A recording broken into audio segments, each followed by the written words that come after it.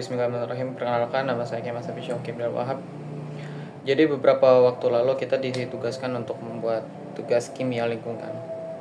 Jadi hasil keputusan saya bersama teman saya, kita bakal ngebahas tentang pencemaran air. Di sini saya hanya sebagai pendahulunya saja, karena nanti kasus dan materinya bakal dibawa oleh teman-teman saya. Kasus materi yang akan disampaikan nanti itu adalah hal yang sampai sekarang itu jadi masalah di Indonesia. Itu pencemaran air. Udah banyak kasusnya, nggak 1-2 tempat doang, tetapi hampir seluruh, terutama Kepulauan Jawa, airnya itu tercemar. Maka dari itu, disinilah kami akan ngebahas hal-hal tersebut. Oke, sebelum masuk ke pembahasan, sebelumnya saya mau memperkenalkan dulu kelompok saya. Yang pertama, saya sendiri Kemal Syauqi Abdul Wahab. Lalu kedua teman saya Muhammad Farhan. Lalu yang ketiga Aubrey. Yang keempat Handika Fauzan Gani. Lalu yang terakhir ada Sandika. Halo, saya Muhammad Farhan dan saya akan menjelaskan tentang ayah. Ayah adalah sumber kehidupan yang sangat penting bagi semua makhluk hidup di bumi. Sekitar 70% permukaan bumi tertutupi oleh ayah, yang tersebar dalam berbagai bentuk. Di samudra, ayah hadir dalam bentuk cahaya, sementara di kutub, ayah hadir dalam bentuk padat, dan di angkasa, ayah hadir dalam bentuk gas ataupun uap, meskipun tidak terlihat. Ketiga fase ini memainkan peran penting dalam mengatur iklim kita. Secara kimia, air adalah senyawa yang tersusun oleh satu atom oksigen dan 2 atom hidrogen, dengan rumus kimia H2O atau struktur Lewisnya HOH. Selanjutnya yaitu lingkungan perairan. Lingkungan perairan di sekitar kita mencakup berbagai ekosistem yang terdiri dari air tawar, air payau, dan air laut. Setiap jenis perairan ini memiliki karakteristik unik dan memainkan peran penting dalam mendukung kehidupan serta keseimbangan ekosistem. Perairan tawar terbagi dalam beberapa ekosistem, yaitu ekosistem danau, ekosistem sungai, dan ekosistem rawa. Selanjutnya, perairan payau terdiri dari estuari, yaitu daerah pertemuan antara air tawar dari sungai dan air laut. Estuari memiliki keanekaragaman hayati yang tinggi dan berfungsi sebagai tempat pemijahan bagi banyak spesies ikan. Yang terakhir yaitu perairan laut yang terbagi menjadi ekosistem laut dangkal dan ekosistem laut dalam. Ekosistem laut dangkal berada di dekat pantai dan kaya akan kehidupan, termasuk terumbu karang dan lamun. Zona ini juga berfungsi sebagai habitat bagi banyak spesies ikan. Sedangkan ekosistem laut dalam merupakan bagian laut yang lebih dalam dengan tekanan tinggi dan suhu rendah. Kehidupan di sini merupakan organisme yang telah beradaptasi dengan kondisi ekstrim. Selanjutnya, kita masuk ke bahasan pencemaran air. Apa itu pencemaran air? Pencemaran air sendiri adalah kondisi di mana kualitas air mengalami penurunan akibat masuknya zat atau komponen lain yang berasal dari aktivitas manusia. Hal ini dapat terjadi di berbagai sumber air dari sungai, danau, laut, dan air tanah. Sedangkan menurut Peraturan Pemerintah Nomor 20 Tahun 1990 tentang pengendalian pencemaran air didefinisikan sebagai masuknya atau dimasukkannya makhluk hidup, zat, energi, dan atau komponen lain ke dalam air oleh kegiatan manusia sehingga kualitas dari air tersebut turun hingga batas tertentu yang menyebabkan air tidak berguna lagi sesuai dengan peruntukannya. Kalian lihat gambar di sampingku ini adalah gambar dari pencemaran air. Nah, pencemaran air ini atau limbah ini mempunyai karakteristik tertentu dan akan aku bahas lebih lanjut ya.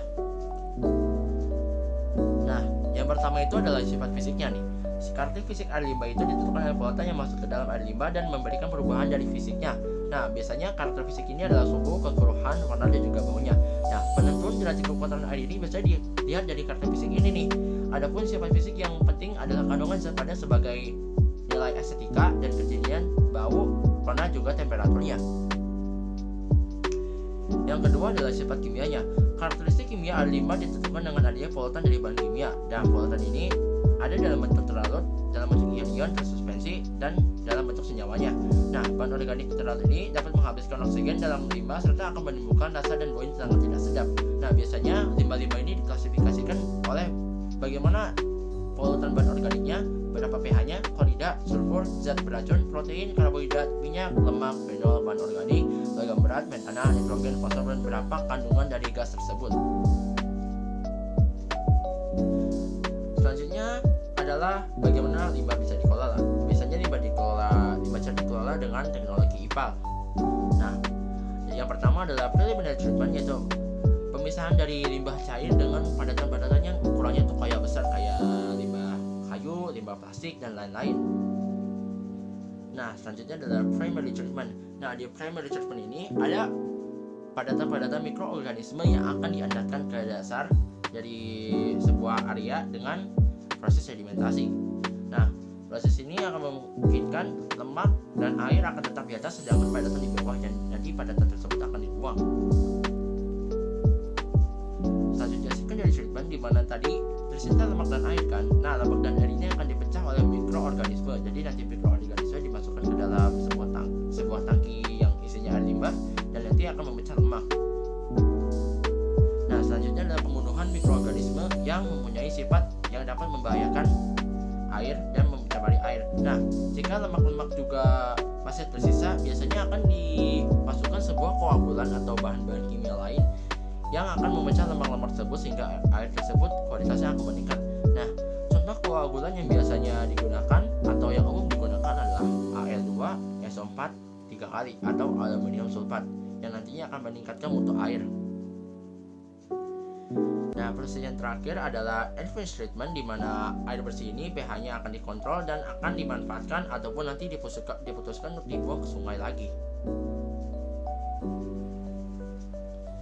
Penyebab pencemaran air. Penyebab utama tercemarnya sungai adalah pembuangan limbah industri, limbah rumah tangga, pertanian, dan kegiatan pertambangan. Industri itu seringkali membuang limbah cairnya ke sungai tanpa pengolahannya memadai. Limbah rumah tangga juga menjadi penyebab tercemarnya sungai. Aktivitas sehari-hari seperti mencuci pakaian, mencuci piring, mandi, dan buang air besar di sungai dapat menyebabkan pencemaran air. Juga ada aktivitas pertanian yang menyebabkan pencemaran sungai. Pemakaian pupuk dan pestisida dengan sangat tidak teratur dapat menyebabkan pencemaran sungai juga ketika limbah tersebut dibuang ke sungai. Di sini ada beberapa dampak akibat pencemaran air sungai. Yang pertama, mengancam kehidupan manusia. Air sungai yang tercemar dapat membahayakan kehidupan manusia. Terbukti dari data IPB 2022, lebih dari 25 juta jiwa di Indonesia telah merasakan dampak dari pencemaran air. Yang kedua, penyebaran penyakit. Sama seperti poin 1 tadi, air tercemar bisa menjadi media penyebaran berbagai penyakit seperti diare, kolera, hepatitis A, dan lainnya. Hal ini disebabkan karena adanya mikroorganisme yang dapat menyebabkan penyakit tersebut. Hal ini dibuktikan dari data Kemenkes RI 2020. Yang ketiga, kita akan kekurangan air bersih. Hal ini akan sangat berpengaruh mengingat kita semua membutuhkan air untuk bertahan hidup. Terbukti 100 juta orang di Indonesia kekurangan akses air bersih berdasarkan data Kementerian PUPR 2019. Yang keempat, eutrofikasi. Nutrien yang berlebih seperti nitrogen dan fosfor di sungai menyebabkan pertumbuhan alga bertambah, menurunkan kadar oksigen dan mematikan organisme akuatik berdasarkan data Universitas Diponegoro 2021. Yang kelima, gangguan rantai makanan. Zat beracun dalam air mencemari organisme akuatik, memutus rantai makanan, dan bahkan menyebabkan kepunahan spesies ikan air tawar berdasarkan data LIPI 2018. Yang berikutnya ada dampak pada pertanian. Air sungai tercemar mempengaruhi produktivitas lahan pertanian, menghambat pertumbuhan tanaman, dan mencemari hasil panen berdasarkan data UGM 2020. Yang ketujuh, kerugian ekonomi. Sebenarnya sudah terlihat dari awal ini dapat merusak bagi pertanian sehingga ini akan mempengaruhi pada ekonomi. Tapi selain itu, sektor perikanan dan pariwisata juga akan mengalami penurunan, seperti di pariwisata tangkapan ikan yang bisa sampai 40% dan kunjungan wisata hingga 25% berdasarkan data BPS 2022. Yang 8, ancaman pada tumbuhan. Tumbuhan di sepanjang sungai yang tercemar menghadapi resiko keracunan dan tingkat kematian lebih tinggi hingga 65% dibandingkan tumbuhan di sekitar sungai yang bersih.